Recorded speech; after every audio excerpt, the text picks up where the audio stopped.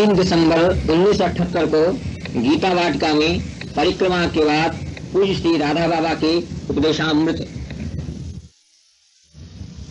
लिखने के लिए प्रश्न पूछते हैं, तो उसमें तो मैं कोई लाभ नहीं समझता, क्योंकि वास्तव में शरीर की दृष्टि से मैं इतना अधिक लाचार हूँ कि मेरे सिर में भयंकर दर्द है, कंठ में भयंकर दर्द है, एंजाइना पे 24 रोगी हूँ मैं, पेट के पैंक्रियाज में बहुत दर्द है, जिसमें तो स्पॉल नहीं होता है उसमें बहुत अधिक दर्द है, और एकदम भी होता है। इतनी सी पीड़ा लेकर के अपना कार्य निर्वाह कर, तो प्रश्नोत्तरी से मतलब बेचारा सूर्यकांत का ये था कि जो वास्तव में आपके जीवन की ऐसी समस्याएं हों, पारमार्थिक हो एक, और दूसरी उसका समाधान आप नहीं पाते। अब मैं पूछता हूँ, जिन सज्जन ने मुझे प्रश्न पूछा है कि भगवत प्रेम, कहते हैं कि भगवत प्रेम प्राप्त होने का मार्ग बतलाइए। इसका अर्थ है कि वो भगवत प्रेम क्या चीज होता है ये जानते तो नहीं। मैं जिस चीज को प्राप्त करने की उनकी इच्छा है उसके संबंध में उन्होंने सुना करके कुछ तो जाना होगा। क्या वे 2 पंक्तियों में बतला सकते हैं कि भगवत प्रेम का अर्थ उनके मन में क्या है?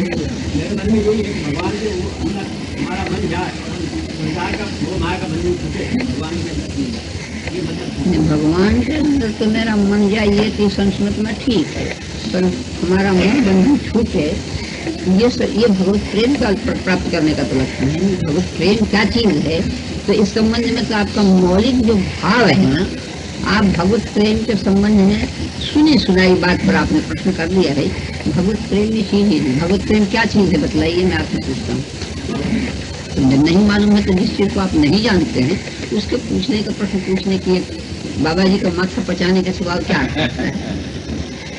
मैंने भगवत प्रेम अगर प्राप्त करना चाहते हैं तो कम से कम उसके संबंध में कोई धारणा तो आपके मन में होनी चाहिए कि भगवत प्रेम ये वस्तु है, ये चीज है।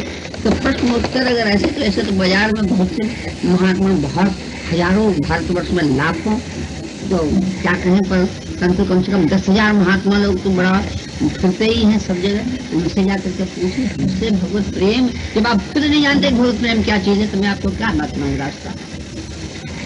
मैं प्रश्न पूछने के लिए, अगर आप प्रश्न पूछ रहे हैं तो उस तरह के लिए हम तैयार नहीं अपना समय। मैंने वास्तव में शरीर की दृष्टि से मैं तभी लाचार हूँ, परंतु हमारा स्वभाव हंसते रहना, और कष्ट के समय भी हमारी पीड़ा का कोई अर्थ हमारे लिए नहीं है। तो इसलिए ये जो पूछ रहे हैं, जैसे किसी को बुलवास होती है बोलने के, ऐसा हम भी बोले व्याख्यान दे, तो ऐसे तो हमको एक असल में ऐसी बात है, इतने आदमी हैं कि जिसमें मिलते 3 दिन से मैं अत्यधिक थक गया हूँ।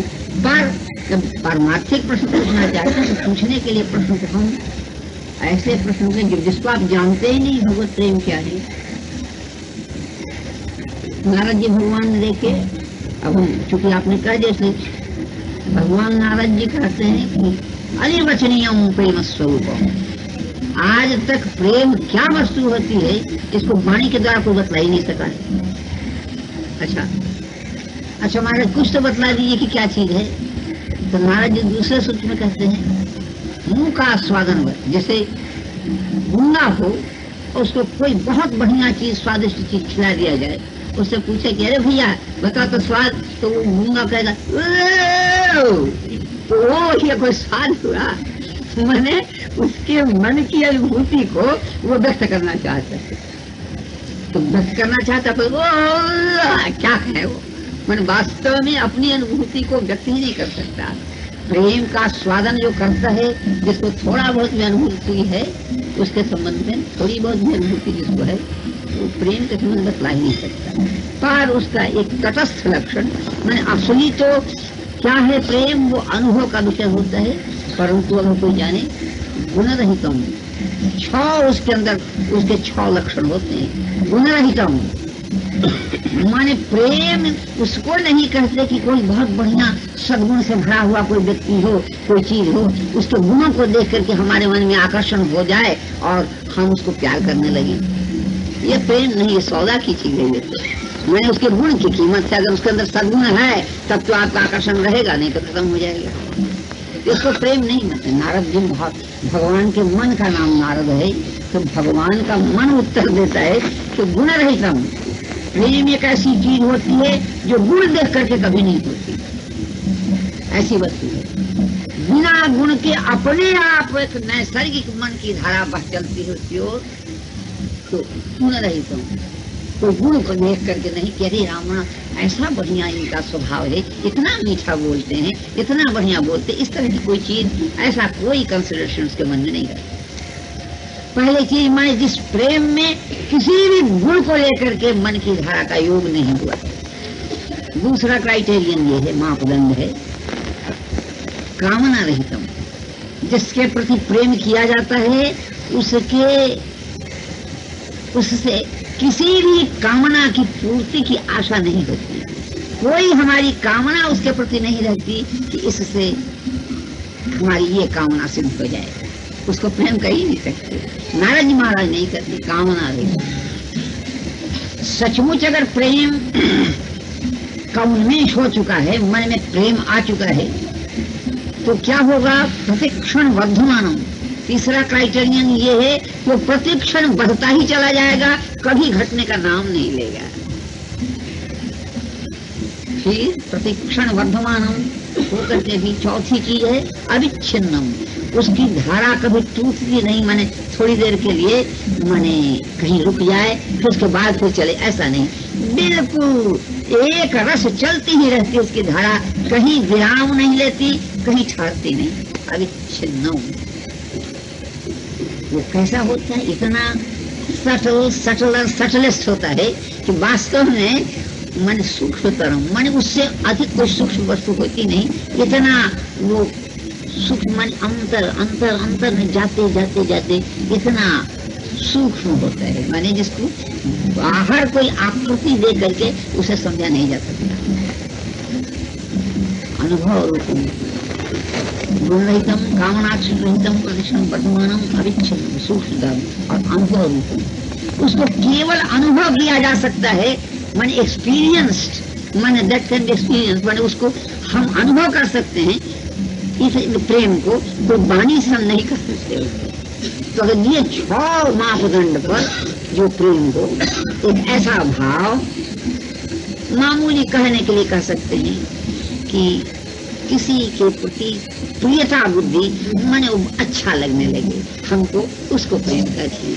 परंतु वास्तव में अगर प्रेम शुद्ध है, बिल्कुल प्रेम जिसको कहा जाता है, ऐसी बात है उसमें 6 चीज रहेगी ही, तब तो वो प्रेम है, नहीं तो बाजारू चीज है, कोई आकर्षण है, अट्रैक्शन है। अट्रैक्शन तो बस किसी को बड़ा सुंदर देखा प्रेम हो गया हमारा, ये प्रेम थोड़े है, ये तो इसकी सुंदरता की कीमत हम दे रहे हैं उसको, और हम अपने मन की किसी वासना के प्रवाह में बह करके हम प्रेम का नाम बदनाम करते हैं। और क्या है, प्रेम ऐसी चीज नहीं है महाराज कि जो बाजार में चलते हम लोग ये करते। तो महाराज आप नाराज तो होइएगा मत, परंतु हम आपको कहते हैं ना कि अधिकांश व्यक्ति, हम महाराज आज तो नहीं पर 1936 से पहले हम व्याख्यान देते थे खूब। और पिन ऑफ साइलेंस में आप लोग तो बहुत कम से कम 1700 आदमी माइक न होने पर भी हमारी आवाज सुनते थे। परंतु एक महात्मा बड़े उच्च कोटि के थे, उन्होंने कहा बाबा जी एक बात आपसे कहूँ। कहिए महाराज। तो उन्होंने कहा कि देखिए आपकी वाणी में इतना अधिक आकर्षण है कि लोग उस पर लट्टू हो जाते हैं। तो कहीं आप आए हैं, एक बड़ा सुंदर बात, एक बड़ी सुंदर बात उन्होंने कही, आप आए हैं इस कार्य के लिए और कहीं चक्कर में फंस गए तो महाराज मामला जरा तो टेढ़ा हो जाएगा। तो हमने कहा कि क्या चाहते हैं, क्या बोले आप जो करिए, जो बात करिए, व्याख्यान देना छोड़ दीजिए। हम कहा अच्छा तो मैं अंतिम व्याख्यान दे आता हूँ। कहीं कहा हुआ है, मैंने एक बाजार था, वहाँ के डीएम वगैरह सब आकर के इकट्ठे थे, 700-800 बल्कि हजारों आदमी। तो समय था कि हम 7:30 बजे आएंगे, 7:30 बजे हम दे आते हैं अंतिम व्याख्यान। हम सचमुच अंतिम व्याख्यान दे आए और उसके बाद जब हम बात करते हैं, बोलते हैं, हंसते हैं, अब चुप बीच में हम 27 वर्ष मौन भी रहे हुए, कोई बात ही नहीं है। पर हम व्याख्यान देने के लिए नहीं आए हैं आपको कि हम व्याख्यान देंगे, पर अब चूंकि लाचारी ऐसी स्थिति आ गई है कि एक से परमार्थी व्यक्ति कोई परमार्थ की ही बात अकेले करने लगेगा, तो उसकी माने संख्या कम हो जाए, कोई व्यक्ति अपने मन की समस्या जो विशुद्ध परमार्थ है, परमात्मा के संबंध में कोई कह सके तो कहीं प्रेम के लिए प्राप्त करने के लिए क्या मार गए, तो बात बड़ी अच्छी है, आपने बहुत अच्छी बात कही। पर ये केवल उनके लिए है जो पेशेवर होते हैं, जिनको व्याख्यान देने की शौक होती है, तो मजे में वो कहते हैं हम महाराज उस तरह के आदमी हैं, बड़े अच्छे हैं वे बेचारे, भगवत चर्चा करते हैं, सब कुछ करते हैं, रोज उनका अनाज भी नहीं पचता, पेट में खाने का भोजन पचता ही नहीं अगर खूब आदमी इकट्ठे न हो व्याख्यान दे करके थोड़ा सा जय महाराज आज तो आपने कमाल कर दिया, ये सब सुने नहीं तब तक उनका पेट, तो हम ऐसी बात नहीं करते। नाराज तो होइएगा मत महाराज, हमारे मन में आया सो हमने कह दिया, प्रेम ऐसी ही चीज है, छो धरातल पर प्रेम होता है। और कोई पूछिए परमार्थ के संबंध में कोई बात कम करें आता है तो टूटा हुआ नजर आने का अर्थ है कि वो प्रेम नहीं है, एक आकर्षण है, किसी कारण से हो गया है, उससे सावधान होने में ही लाभ है। पर आपने बड़ा अच्छा किया, कम से कम साहस तो बटोर गए आप कुछ करने के लिए।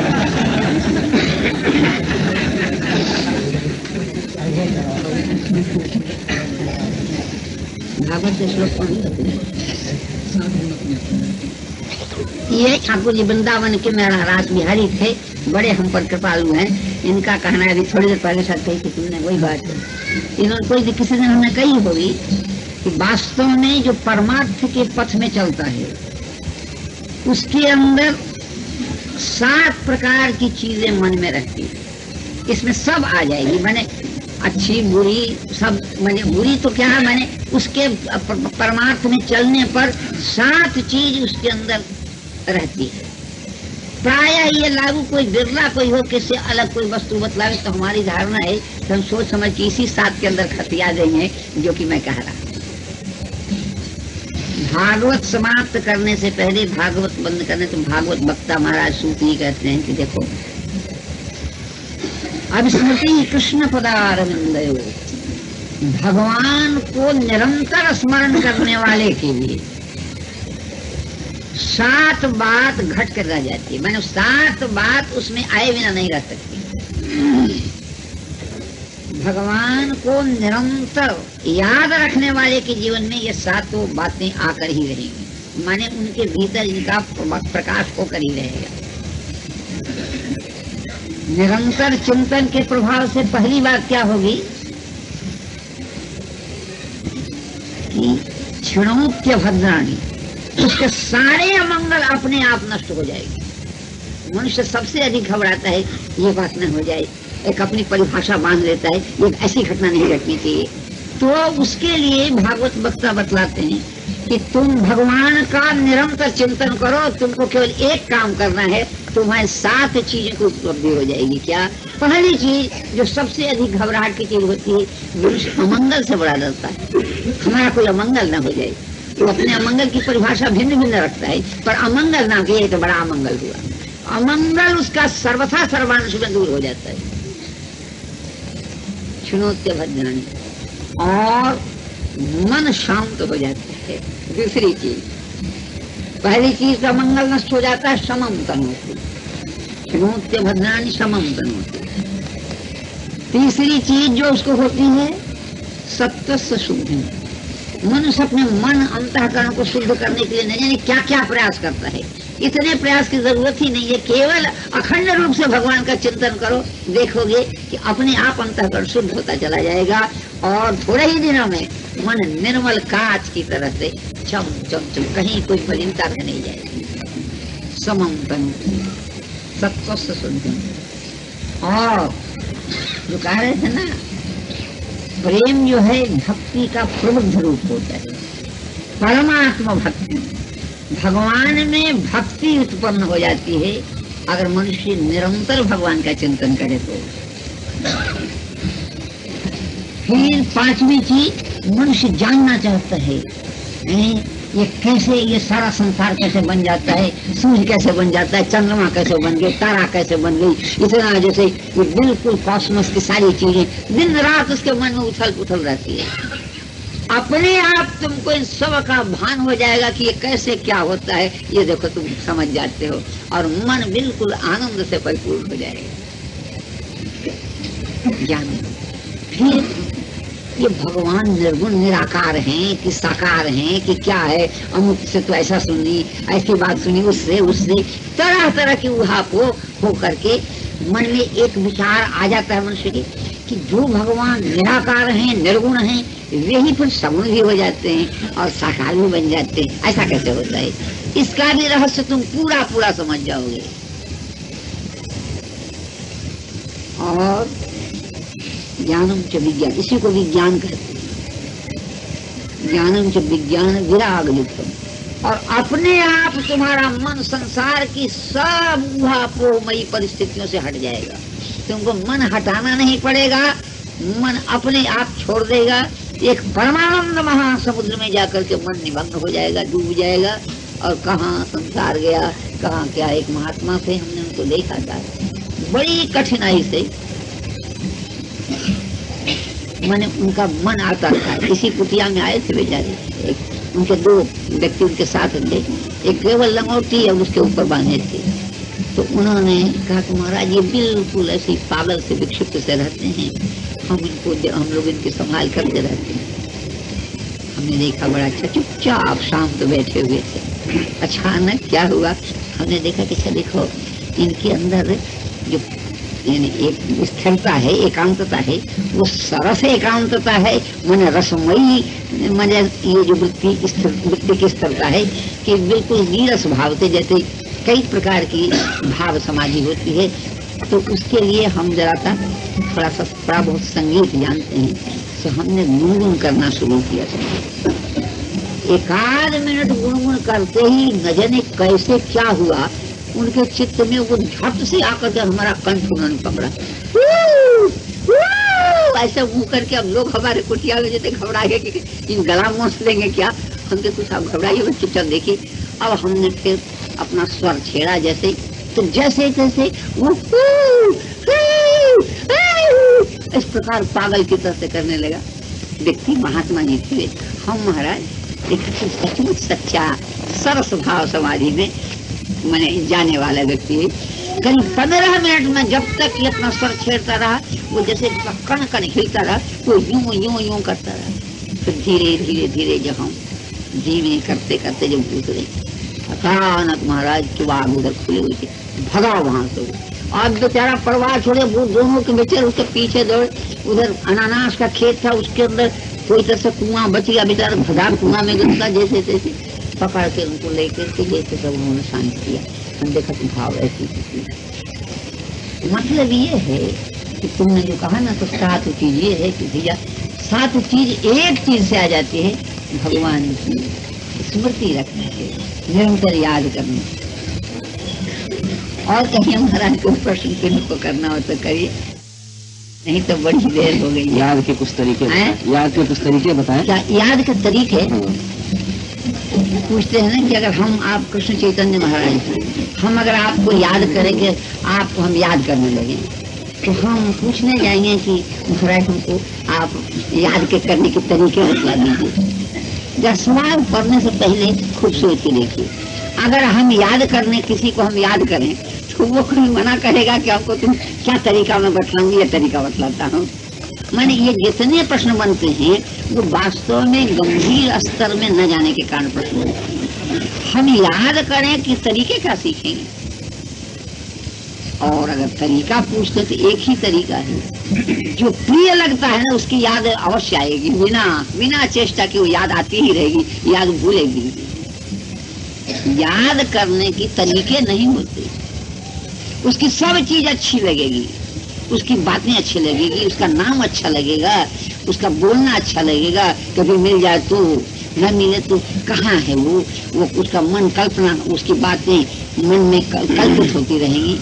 याद करने के तरीके नहीं होते। ये तो बात क्या है कि जैसे पोथी पढ़ पढ़ के हम लोग एक साधना करने चलते हैं, तो तरह तरह के बने ऐसे करते हैं। हम अगर जीवन में व्यावहारिक ढंग से परमात्मा की ओर जाने की बात सोचे, तो बस ध्यान में सब बात अपने आप आ जाती है।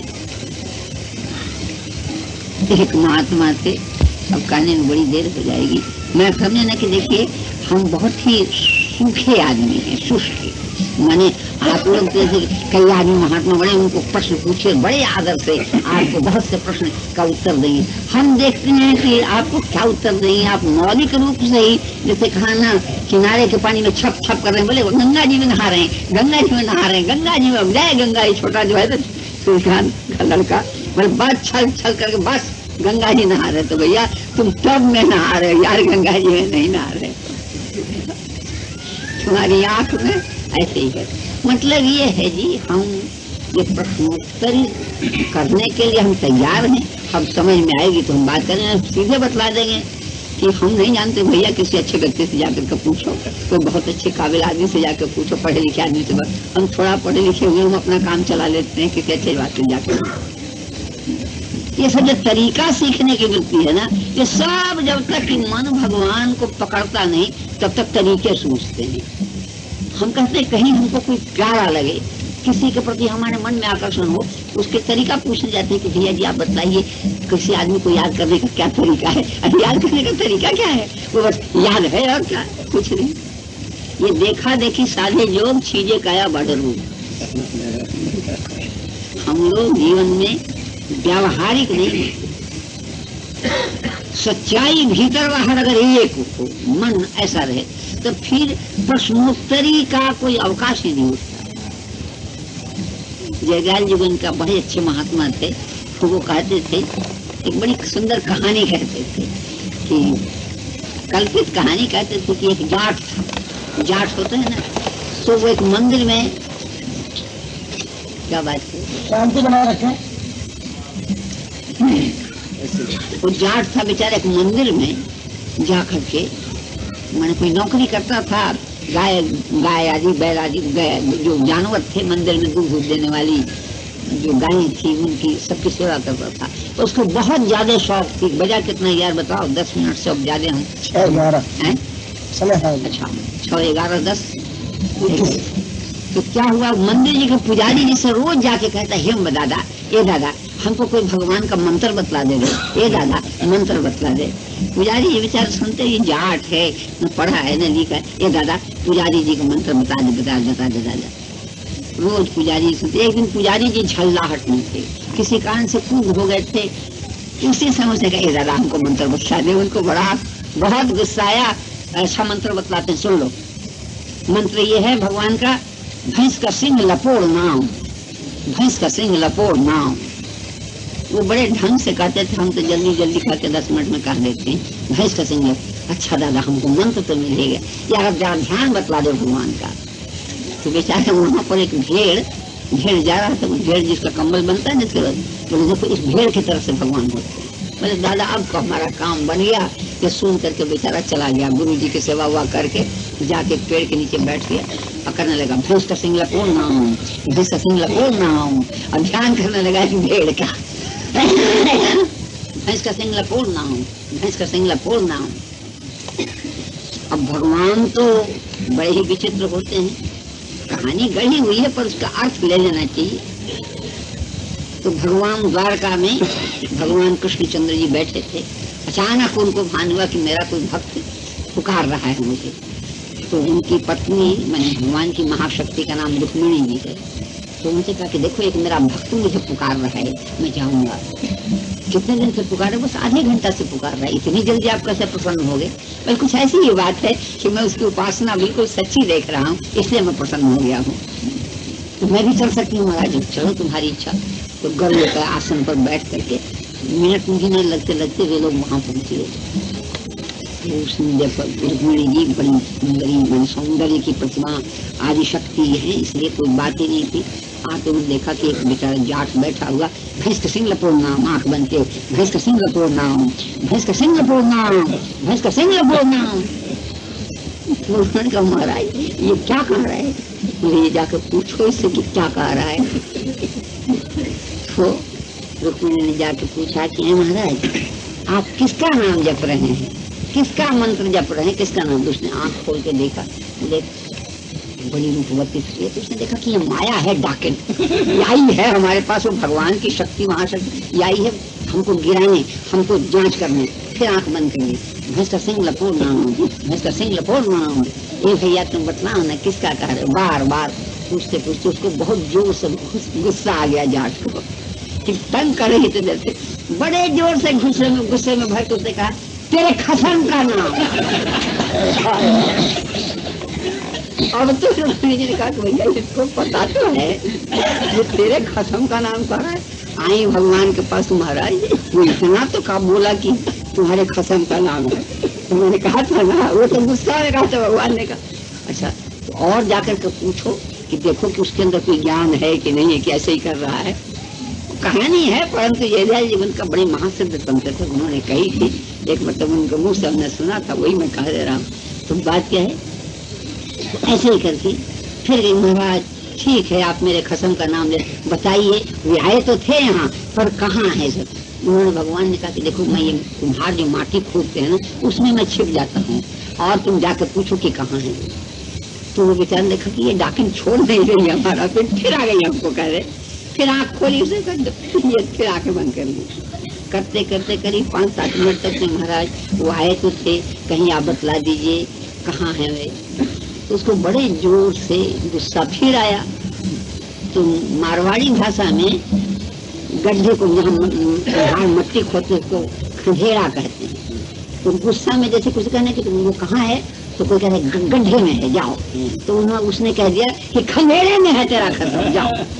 अब तो उसको महाराज वो यही जानते है कि आप यहाँ छिपे हुए। बोले अभी तो और चलो क्या क्या देखते हैं, देखते हो चलो। आए भगवान, बड़ा सुंदर भगवान का रूप होता ही है। तो उन्होंने कहा कि ए भैया तुम मेरा नाम जप रहे थे, मंत्र जप रहे थे ना, तो मैं खुद देखने आया हूँ, तुमको दर्शन देने आया हूँ। आँख खोल के देखा, एक बड़ा सुंदर माने व्यक्ति है।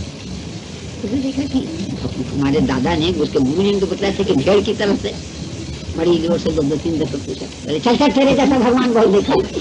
भैंस का सिंग लपोड़ना, भैंस का सिंग लपोड़ना, भैंस का सिंग लपोड़ना। बहुत कहने के बाद फिर उसने कहा अरे भाई थक जाएगा, बस बड़े जोर से डांटा उसको। तो उन्होंने कहा कि देखो रुक्मिणी, अब हम भेड़ का रूप धारण करते हैं। तो भेड़ बन गए भगवान। और उससे कहा कि देखो देखो भैया मैं तुम्हें दर्शन देने से देखा कि ये भेड़ आएगा। तब उसने हाथ जोड़ के कहा महाराज आपने बड़ी दया की, ऐसे की सब तरह से करके। फिर भगवान ने क्या कर रहे हैं महाराज, क्या चाहते हैं आप? प्रश्न पूरा है, एक मिनट ठहर जाइए, ये प्रसंग पूरा है। सिंह लपोड़ नाम कर रहे ऐसे